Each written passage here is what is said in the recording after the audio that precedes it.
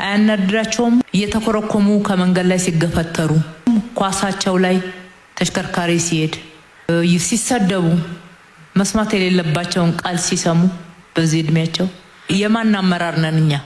ይሄንን ካለወጥን ወጣቶች አልባሌ ቦታ ተዋሉ፣ አልባሌ ቦታ ወጣቶች ይውላሉ፣ ማይረባ ነገር ይሰማሉ የሚባል ነገር እንሰማለን። ምን መፍትሄ ይዘን ቀረብን?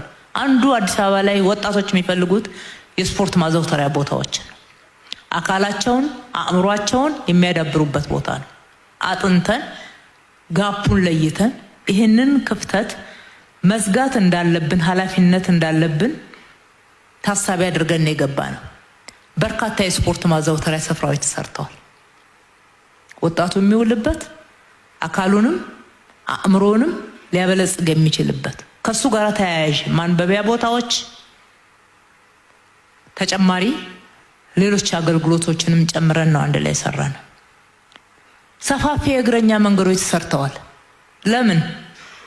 መንገድ ለተሽከርካሪ ብቻ አይደለም። ደሃውም በእግሩ የሚሄደው ከ80 እጅ በላይ በእግር የሚሄድ ሰው ያለበት ከተማ ውስጥ ሆነን መንገድን ለተሽከርካሪ ብቻ ልናደርግ አንችልም። ሰፋፊ እግረኛው ክብር ተሰጥቶት ለአካሉ ጤንነትም አስተዋጽኦ እንዲያደርግ በእግሩ ወክ ማድረግ መሄድንም እንዲለምድ ማህበራዊ መስተጋብሩን እንዲያዳብር ጤናማ ማህበረሰብ ከማፍራት አንፃር አስተዋጽኦ አለው። ሁለተኛ የፍትሃዊነት ጉዳይ ነው። መብት ነው።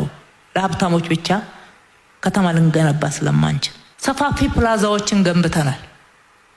መገንባት ብቻ እኮ አይደለም፣ በነፃ ክፍት አድርገናል አገልግሎት። እኮ ገንዘብ ማምጣት አለበት የሚባል ብዙ ምክር እንሰማለን። አዎ ማምጣት ያለበት አለ። ነገር ግን ደሃውም ሀብታሙም እዚህ ከተማ ላይ ከሀብቱ በፍትሃዊነት መቋደስ የደሃ ልጆችም መዝናናት እንዲችሉ መክፈል የማይችሉ መዝናናት እንዲችሉ ካልቸሩ ራሱ እስኪ ባህሉ በደንብ ይምጣ።